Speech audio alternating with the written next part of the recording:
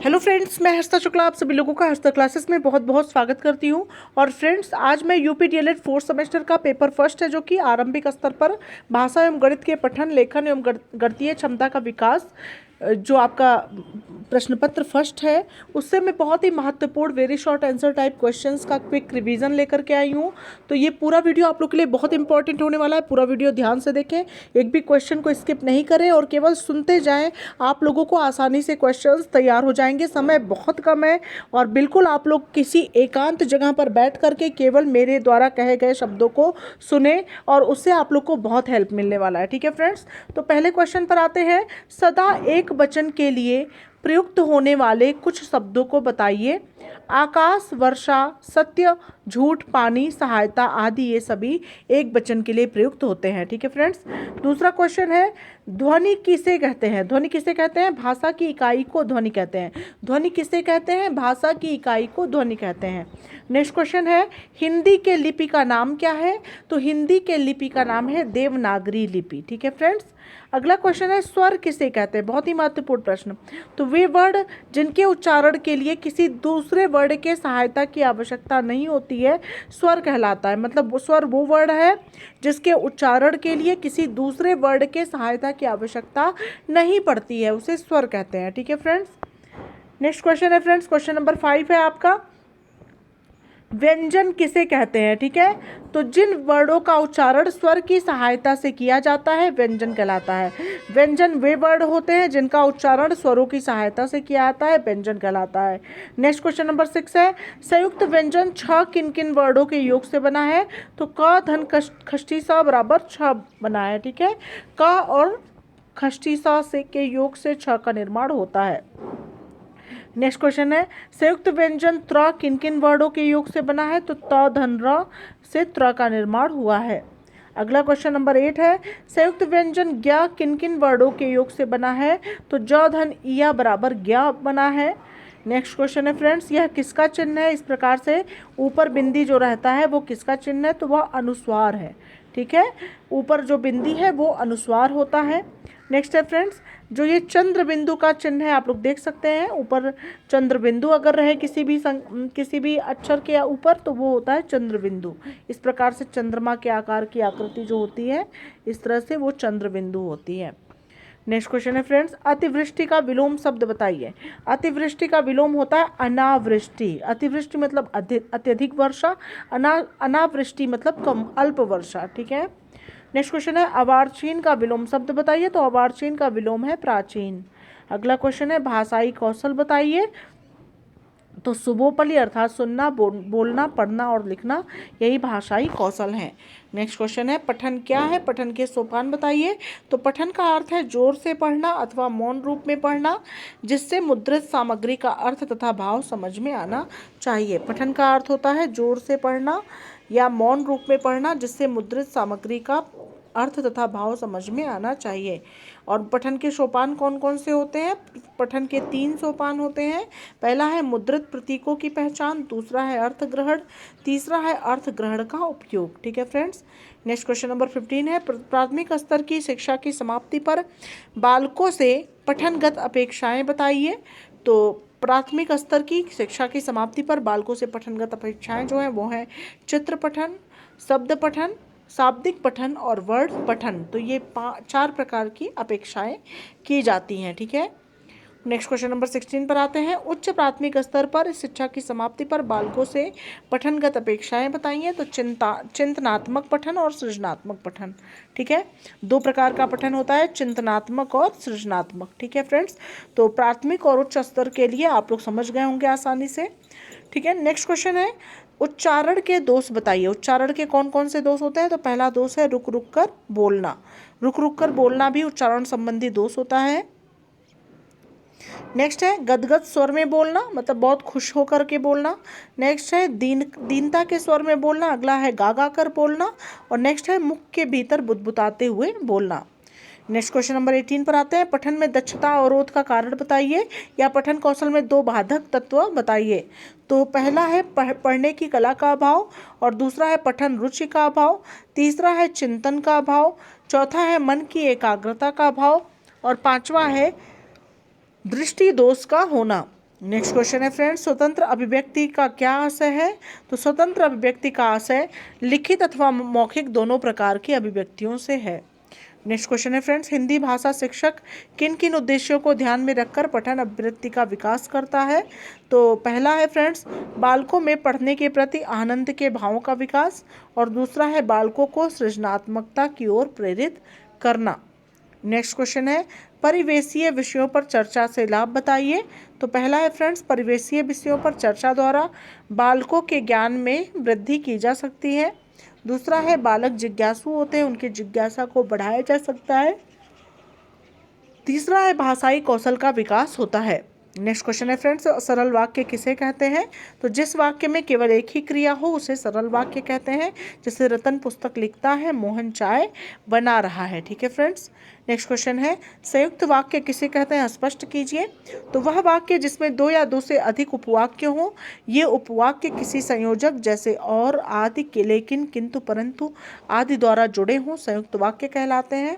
जैसे मोहन को घर जाना चाहिए किंतु वह नहीं गया। नेक्स्ट क्वेश्चन है फ्रेंड्स, मिश्रित वाक्य किसे कहते हैं? स्पष्ट करें। तो मिश्रित वाक्य वे वाक्य हैं जिनमें एक प्रधान वाक्य के साथ साथ एक अथवा एक से अधिक उपवाक्य जुड़े होते हैं। जैसे संघ प्रमुख के आते ही सभी स्वयंसेवक खड़े हो गए, उन्होंने देखा कि सभी स्वयंसेवक मुस्कुरा रहे थे। ठीक है। नेक्स्ट क्वेश्चन पर आते हैं फ्रेंड्स, मूल्यांकन किसे कहते हैं? बहुत ही अच्छा प्रश्न है। तो अधिगम की संप्राप्ति किस स्तर तक पहुंची है, इसकी जानकारी लेना ही मूल्यांकन कहलाता है। नेक्स्ट क्वेश्चन है, मौलिक मूल्यांकन किसे कहते हैं? तो मौलिक मूल्यांकन वह मूल्यांकन है जिसमें व्यक्ति या विषय वस्तु के मौलिक गुणों या मौलिकता की जांच की जाती है। अगला क्वेश्चन है फ्रेंड्स, प्रेक्षात्मक मूल्यांकन किसे कहते हैं? तो प्रेक्षात्मक गुणों का अंकन ही प्रेक्षात्मक मूल्यांकन कहलाता है। नेक्स्ट क्वेश्चन है, संयोग, परलोक, निरामिष और का विलोम शब्द बताइए। तो संयोग का विलोम है वियोग, परलोक का लोक, निरामिष का शामिष है। नेक्स्ट क्वेश्चन है फ्रेंड्स, उन्नति तथा कृतज्ञ का विलोम शब्द बताइए। तो उन्नति का होता है अवनति और कृतज्ञ का होता है कृतघ्न। नेक्स्ट क्वेश्चन है, निम्नलिखित शब्दों के पर्यायवाची शब्द लिखिए। सूर्य और कमल। तो सूर्य का होता है दिनकर, दिवाकर, भास्कर। कमल का होता है अंबुज, सरोज, सरसेज। नेक्स्ट क्वेश्चन है फ्रेंड्स, औपचारिक शिक्षा केंद्र किसे कहते हैं? तो घर को अनौपचारिक शिक्षा केंद्र कहते हैं। अनौपचारिक शिक्षा केंद्र घर को कहते हैं, औपचारिक शिक्षा केंद्र स्कूल को कहते हैं। ठीक है फ्रेंड्स। नेक्स्ट है फ्रेंड्स, देशज शब्द किसे कहते हैं? उदाहरण सहित बताइए। तो देशज शब्द वे शब्द कहलाते हैं जिनकी उत्पत्ति अज्ञात है, यानी हमको ज्ञात नहीं है कि ये शब्द किस भाषा से लिए गए हैं। जैसे कि ठेस, लोटा, खिड़की, डिब्बा आदि। नेक्स्ट क्वेश्चन है फ्रेंड्स, मातृभाषा किसे कहते हैं? तो वह भाषा जो हमें जन्म के बाद अपने माता पिता से सीखने को मिलती है, उसे मातृभाषा कहते हैं। नेक्स्ट क्वेश्चन है, साहित्य किसे कहते हैं? तो ज्ञान के संचित कोष को ही साहित्य कहते हैं। अगला क्वेश्चन है, हिंदी वर्णमाला में कितने अक्षर या वर्ड होते हैं? तो हिंदी वर्णमाला में 52 अक्षर या वर्ड होते हैं। नेक्स्ट क्वेश्चन है, हिंदी वर्णमाला में कितने स्वर होते हैं? तो हिंदी वर्णमाला में 11 स्वर होते हैं। नेक्स्ट है, हिंदी वर्णमाला में कितने व्यंजन होते हैं? तो हिंदी वर्णमाला में 33 व्यंजन होते हैं। अगला क्वेश्चन है, वर्ड यानी अक्षर किसे कहते हैं? तो वर्ड वे हैं जिनको खंड खंड ना किया जा सके, अखंड मूल ध्वनि ही वर्ड कहलाती है। ठीक है फ्रेंड्स, मतलब वर्ड वे होते हैं जिनको खंड खंड नहीं किया जा सकता है। अगला क्वेश्चन है फ्रेंड्स, वर्णमाला किसे कहते हैं? तो वर्डों के समूह को वर्णमाला कहते हैं। ध्यान दीजिएगा, वर्डों के समूह को वर्णमाला कहते हैं। नेक्स्ट क्वेश्चन है, स्पर्श व्यंजनों को लिखिए। तो व्यंजन वर्ण क वर्ग, च वर्ग, ट वर्ग, त वर्ग, प वर्ग और अंतस्थ व्यंजन में 11 लाभ होते हैं। ऊष्म व्यंजन में बड़ा सा, खष्टी सा, छोटा सा और ह होता है। द्विगुण व्यंजन में ड और ढ होता है। नेक्स्ट क्वेश्चन पर आते हैं, निषेधात्मक या निषेध सूचक वाक्य किसे कहते हैं? तो जिन वाक्यों में क्रिया के निषेध का ज्ञान होता है या निषेध की सूचना होती है, उसे निषेधात्मक या निषेध सूचक वाक्य कहते हैं। नेक्स्ट क्वेश्चन है, अंतस्थ व्यंजनों को लिखिए। तो यह र ल व अंतस्थ व्यंजन है। नेक्स्ट है, ज्ञानार्जन और ज्ञान वृद्धि के प्रमुख स्रोत कौन कौन से हैं? तो पहला है प्रत्यक्ष निरीक्षण या स्वानुभव। दूसरा है विचार विनिमय एवं दूसरों से शिक्षा ग्रहण करना। तीसरा है स्वाध्याय या तथा पठनाभ्यास। ठीक है। नेक्स्ट क्वेश्चन नंबर 44 है, पठन शिक्षण की ध्वनि साम्य विधि लिखिए। तो पठन शिक्षण की ध्वनि साम्य विधि वह होती है जिसमें ध्वनि में साम्यता रहती है, जैसे क ख ग घ अंगा आदि। ठीक है। नेक्स्ट क्वेश्चन है पर्यायवाची शब्द किसे कहते हैं? तो पर्यायवाची शब्द उन शब्दों को कहते हैं जो समान अर्थ प्रकट करते हैं तथा एक दूसरे के स्थान पर प्रयोग में लाए जा सकते हैं। अगला क्वेश्चन है 15 अमरूद हैं, प्रत्येक बच्चे को 3-3 अमरूद दिए गए तो कुल कितने बच्चों को अमरूद मिले? तो फ्रेंड्स अमरूदों की संख्या 15 है और एक बच्चे को 3 अमरूद मिला, तो 3 से 15 को भाग देंगे तो 5 आएगा और यही 5 बच्चों को जो है 15 अमरूद बांटा गया, तो एक एक बच्चे को 3-3 अमरूद मिला। ठीक है फ्रेंड्स। अगला क्वेश्चन है फ्रेंड्स विराम चिन्हों संबंधी समस्या के प्रमुख कारण लिखिए। ठीक है। तो अशिक्षा, अज्ञानता, विराम चिन्ह की जानकारी न होना, लापरवाही, उच्चारण और दोष। ठीक है। नेक्स्ट क्वेश्चन है संख्या 32,541 और 6170 की तुलना कीजिए। तो पहली संख्या है 32,541, अंकों की संख्या इसमें 5 है, और दूसरी संख्या है 6170, इसमें अंकों की संख्या 4 है। ठीक है। जैसे देखिए यहाँ पे 1 2 3 4 5 अंक है और यहाँ पे 1 2 3 4 ही अंक है, और 32,541 जो है बड़ा है 6170 से, तो 6170 क्या है, छोटा है 32,541 से। तो यही तुलना हो जाएगी फ्रेंड्स कि 32,541 जो है वो बड़ा है 6170 से। नेक्स्ट क्वेश्चन नंबर 49 पर आते हैं। देवनागरी व अंतर्राष्ट्रीय अंक को लिखिए। तो देवनागरी एक भारतीय लिपि है जिसमें अनेक भारतीय तथा विदेशी भाषाएं लिखी जाती है। यह बाएं से दाएं की ओर लिखी जाती है। इसमें प्रत्येक शब्द के ऊपर एक रेखा खींची होती है। यह सबसे अधिक वैज्ञानिक है। इसमें कुल 52 अक्षर हैं जिनमें 14 स्वर तथा 38 व्यंजन है। अंतर्राष्ट्रीय अंक दशमलव पद्धति पर आधारित होती है। यह भारतीय संख्या पद्धति से भिन्न है, जिसमें 9,999 से अधिक बड़ी संख्याओं में बाएं के अंकों को दो के समूहों में अलग करके लिखा जाता है। नेक्स्ट क्वेश्चन है अवधारण या संबोध निर्माण हेतु क्या आवश्यक है? तो अवधारणा या संबोध निर्माण हेतु संख्या को समझना आवश्यक है। नेक्स्ट क्वेश्चन है पठन कौशल से क्या तात्पर्य है? तो पठन कौशल से का तात्पर्य पढ़ने की उस क्रिया से है जिसमें प्रतीक, ध्वनि एवं अर्थ समन्वयात्मक रूप से साथ साथ चलते हैं। भाषाई कौशल में पठन कौशल का विकास भाषा के पूर्ण बोध के लिए अत्यावश्यक माना जाता है। नेक्स्ट क्वेश्चन है फ्रेंड्स अनुनासिक वर्ड किसे कहते हैं? तो जो वर्ड नाक से बोले जाते हैं उन्हें अनुनासिक वर्ड कहते हैं, जैसे ऊ, औ। ठीक है, ये सब है ना। नेक्स्ट क्वेश्चन है फ्रेंड्स घ का उच्चारण स्थान क्या है? तो कंठ है। नेक्स्ट है उत्पत्ति की दृष्टि से शब्द के प्रकार बताइए। तो उत्पत्ति की दृष्टि से शब्द 3 प्रकार के होते हैं, रूढ़, यौगिक और योग रूढ़। नेक्स्ट क्वेश्चन है यौगिक शब्द से क्या तात्पर्य है? तो यौगिक शब्द उन शब्दों को कहते हैं जिनके खंडों का अर्थ होता है। उदाहरणार्थ देव का अर्थ हुआ देवता, मंदिर का अर्थ हुआ गृह। ठीक है फ्रेंड्स, मतलब यौगिक शब्द उन शब्दों को कहते हैं जिनके खंडों का अर्थ होता है। ठीक है फ्रेंड्स। नेक्स्ट क्वेश्चन है फ्रेंड्स विस्मय बोधक वाक्य किसे कहते हैं? तो जिन वाक्यों से आश्चर्य का बोध होता है उसे विस्मय बोधक वाक्य कहते हैं, जैसे अरे क्या हो गया। नेक्स्ट है राम ने 16 पेन खरीदे, श्याम ने 12 पेन खरीदे तथा मोहन ने 10 पेन खरीदे। बताइए मोहन ने कितने पेन खरीदे? ठीक है, मोहन ने राम से 10 पेन अधिक खरीदे। राम ने 16 पेन खरीदे, श्याम ने 12 पेन खरीदे तथा मोहन ने राम से 10 पेन अधिक खरीदे। बताइए मोहन ने कितने पेन खरीदे? तो फ्रेंड्स राम ने पेन खरीदे 16, श्याम ने पेन खरीदे 12 और मोहन ने पेन खरीदे किससे? राम से 10 पेन अधिक खरीदे। ठीक है फ्रेंड्स, मोहन ने राम से 10 पेन अधिक खरीदे तो राम का पेन कितना था? 16 था, और मोहन ने 10 पेन अधिक खरीदा तो 16 धन 10 बराबर 26 पेन मोहन ने खरीदा। नेक्स्ट क्वेश्चन है फ्रेंड्स संख्या 4547 में 5 का स्थानीय मान एवं अंकित मान बताइए। तो फ्रेंड्स 4547 में 5 का स्थानीय मान जो होगा 5 गुणे 100 हो जाएगा बराबर 500 हो जाएगा, और अंकित मान वही संख्या होगी। ठीक है, अंकित मान 5 ही रहेगा।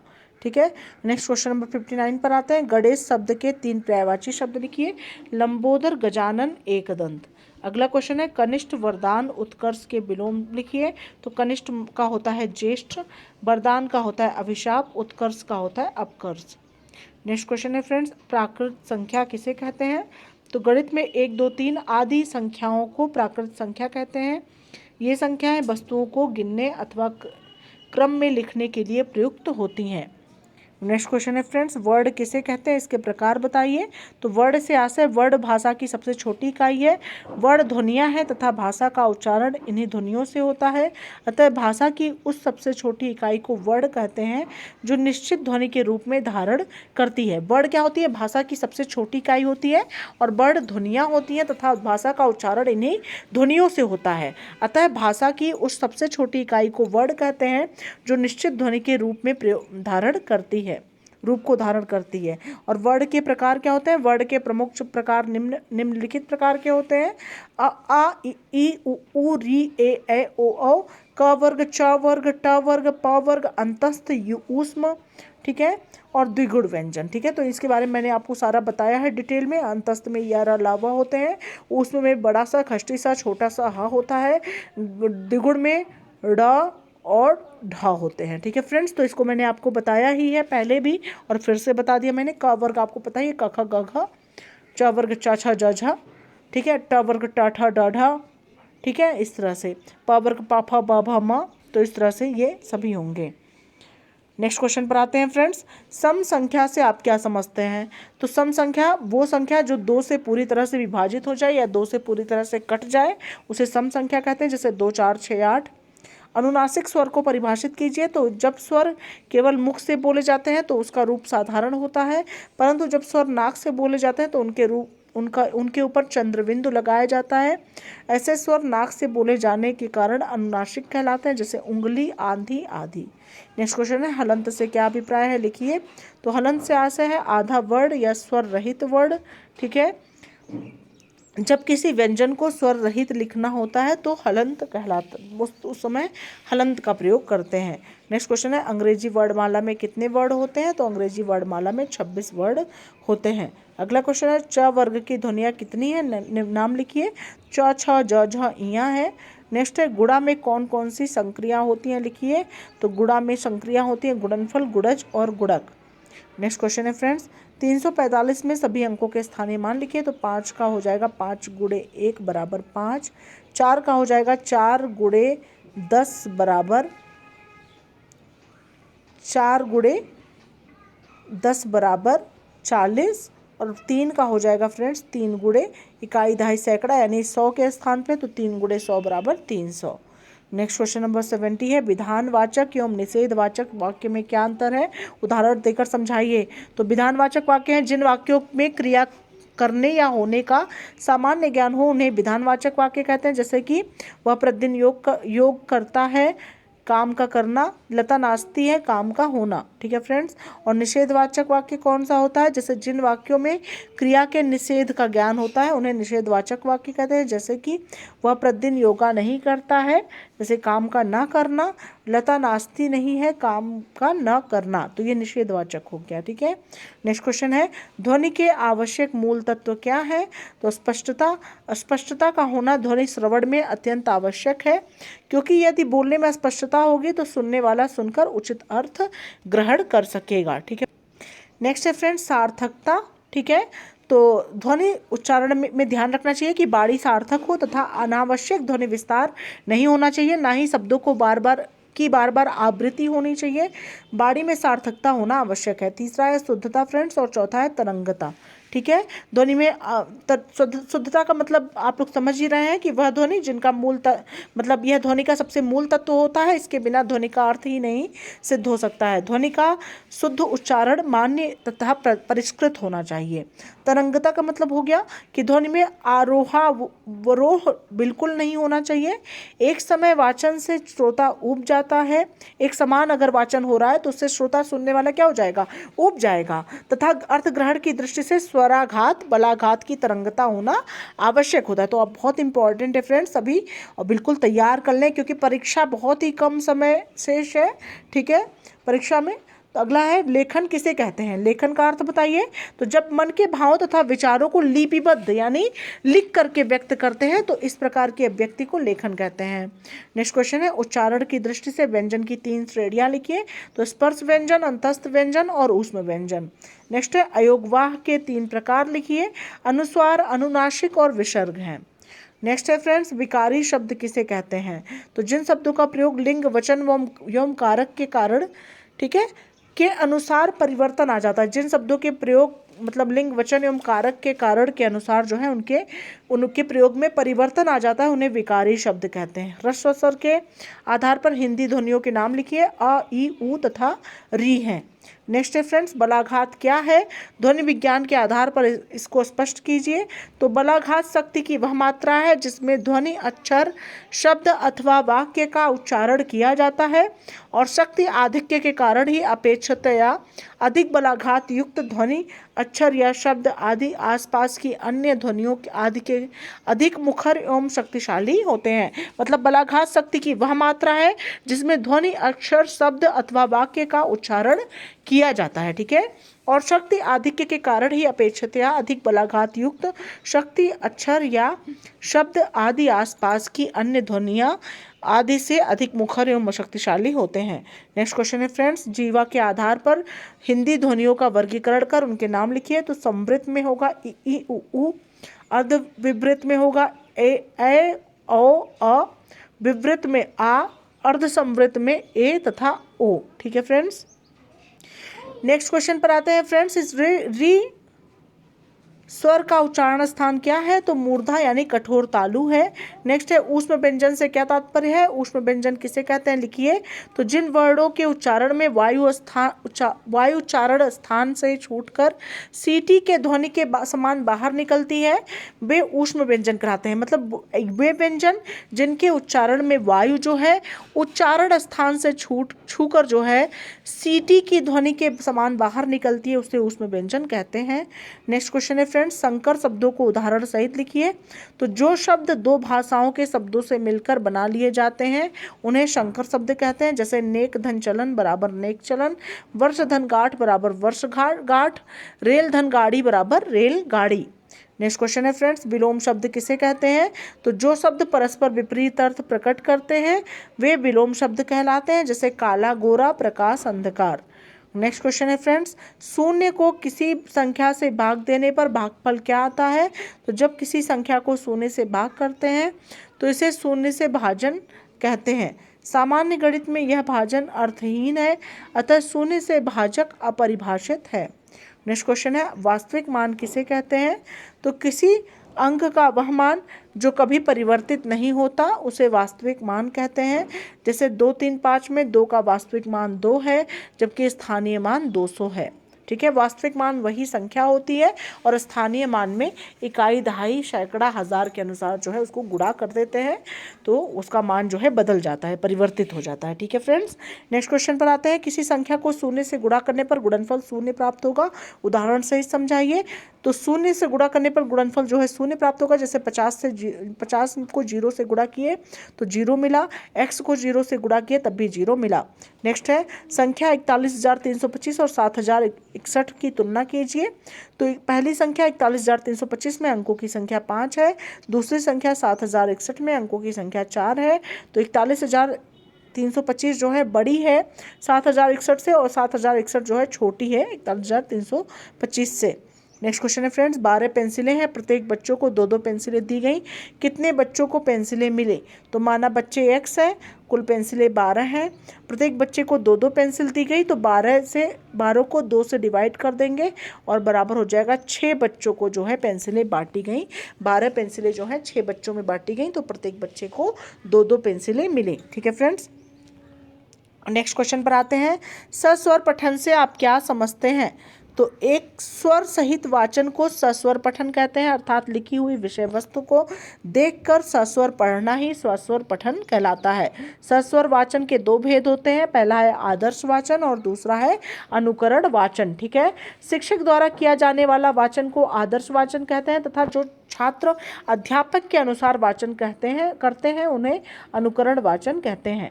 नेक्स्ट क्वेश्चन है फ्रेंड्स, भाषा शिक्षण में उचित आरोह अवरोह की कठिनाई उत्पन्न होने के 2 प्रमुख कारण बताइए। तो भाषा शिक्षण में उचित आरोह अवरोह की कठिनाई उत्पन्न होने के 2 प्रमुख कारण इस प्रकार से है, पहला है शीघ्रता से पठन और दूसरा है भाव को समझकर ना पढ़ना। नेक्स्ट क्वेश्चन है, पढ़ते समय ध्यान रखने योग्य 2 बातें बताइए। तो पठन शैली के लिए निम्नलिखित बातों का ध्यान देना आवश्यक है। पहला है पठन करते समय शब्दों का उचित उच्चारण करना चाहिए तथा स्वर, गति, लय और प्रवाह पर पूरा ध्यान रखना चाहिए।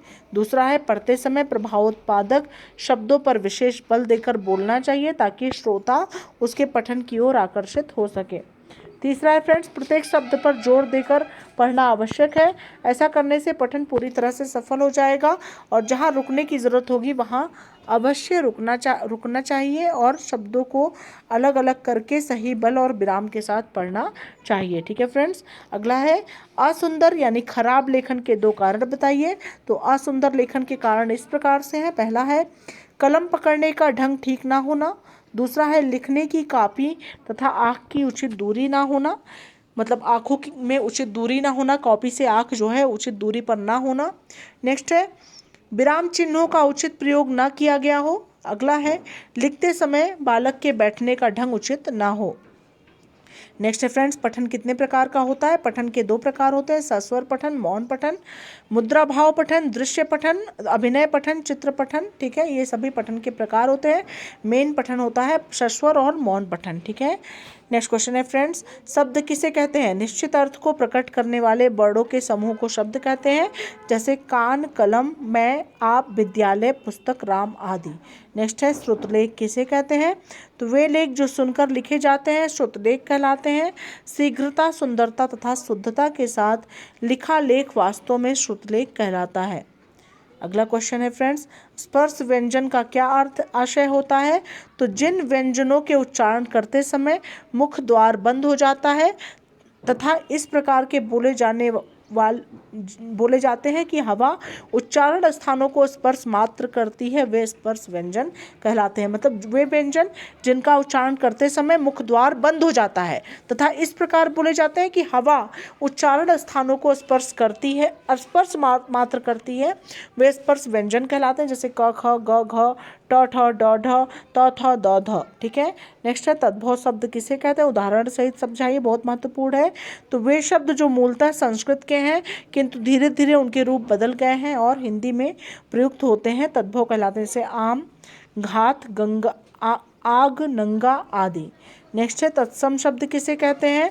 तो तत्सम शब्द संस्कृत के शब्द हैं और ये शब्द उसी रूप में हिंदी में प्रयोग किए जाते हैं, जैसे कि नग्न, हस्त, अग्नि, आम्र आदि। ठीक है। नेक्स्ट क्वेश्चन है फ्रेंड्स रूढ़ शब्द किसे कहते हैं। उदाहरण से बताइए।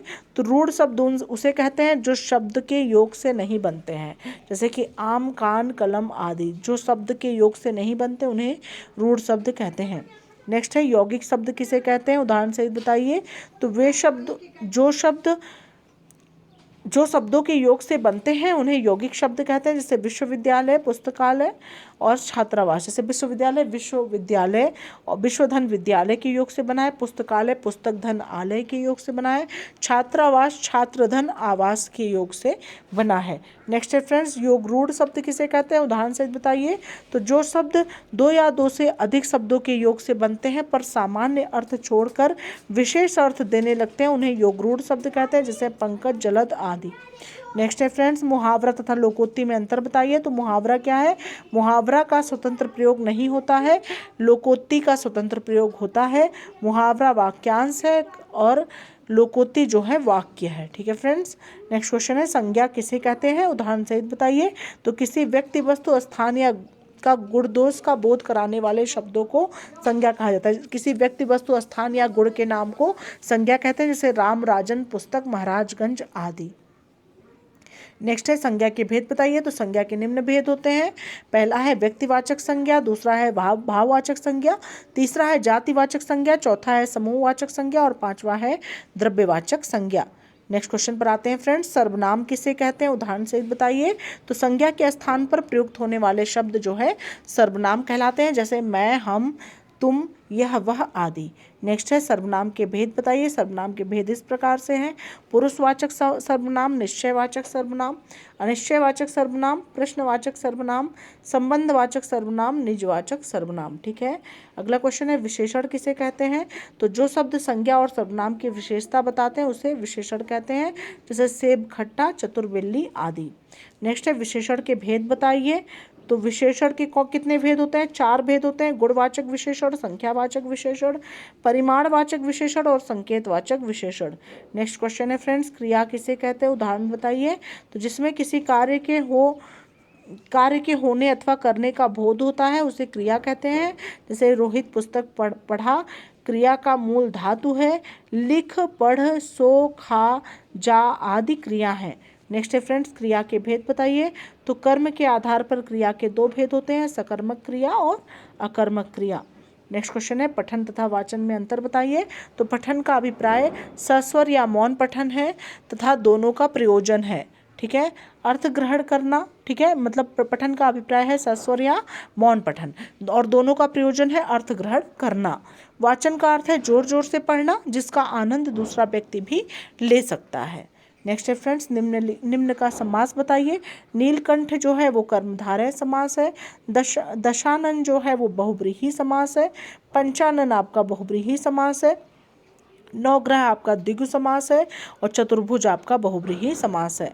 नेक्स्ट क्वेश्चन है फ्रेंड, जो शब्दांश किसी शब्द में लगकर उसके अर्थ को बदल देता है उसको क्या कहते हैं? उसको उपसर्ग कहते हैं। ठीक है फ्रेंड्स, तो ये रहे फ्रेंड्स बहुत ही ज़्यादा महत्वपूर्ण पेपर फर्स्ट से very short answer type question और यहीं से प्रश्न आपकी परीक्षा में पूछे जाएंगे। इसके अलावा कुछ भी नहीं पूछा जाएगा। तो बिल्कुल आप लोग 1 से 2 बार इस वीडियो को ज़रूर देखें, अपने सभी दोस्तों सभी मित्रों को ज़रूर शेयर करें और सभी सब्जेक्ट्स की बहुत ही बेहतरीन तैयारी कराई जा रही है। और अब मैं आप लोगों को मैथ्स का 18 क्वेश्चन का मॉडल पेपर तैयार कराने वाली हूँ। तो बिल्कुल तैयार हो जाएं फ्रेंड्स मैथ्स के 18 क्वेश्चन के मॉडल पेपर के लिए। जैसा PNP की तरफ से पेपर बनेगा बिल्कुल वैसे ही प्रश्न पत्र बना करके मैं उसको बिल्कुल सॉल्व कराने वाली हूँ। तो बिल्कुल आप लोग तैयार रहें। ठीक है फ्रेंड्स, तो मिलते हैं नेक्स्ट वीडियो के साथ। तब तक के लिए thank you so much friends, thanks for watching my video.